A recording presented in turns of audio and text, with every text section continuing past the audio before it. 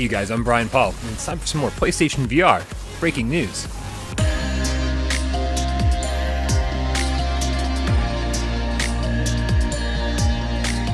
Despite the launch window rapidly approaching, there are still a ton of things we don't know about Sony's next virtual reality headset. But today, one of the big questions we've had about PSVR2 finally got answered in the official PlayStation podcast. On episode 439, entitled Virtual Impressions, Hideaki Nishino, Senior Vice President of Platform Experience, revealed that PSVR2 will not be backwards compatible with PSVR1 games.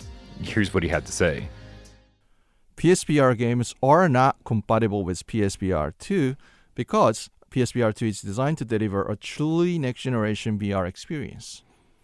PSVR2 has much more advanced features like all-new controller with haptics feedback and adaptive triggers, as I said, and inside-out tracking, eye tracking in it, 3D audio is coming together, 4K HDR, of course. So this means developing games for PSVR2 requires a whole different approach than the original PSVR. These features actually enable developers to create the worlds that feel more vivid and alive and bring players closer to the gameplay experience than ever. I believe that.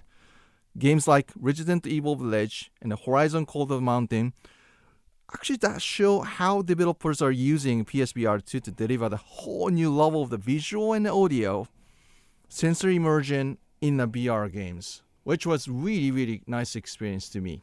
I really enjoyed that.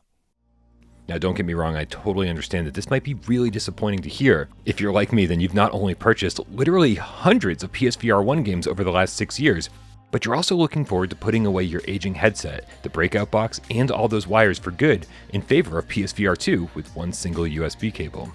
That being said, we've heard from a ton of developers out there who are updating their PSVR1 games to run natively on PSVR2 with enhanced graphics and controls.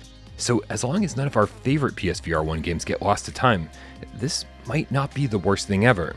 But what do you think? Is this a horrible move on Sony's part, or do you think it's a necessary evil in order to push VR forward?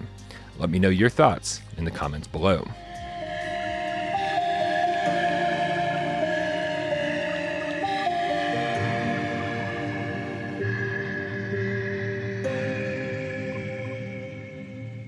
Alright you guys, it's all the breaking news I have for you today.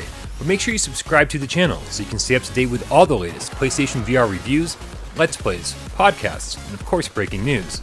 As always, I'm Brian Paul, and I love you all.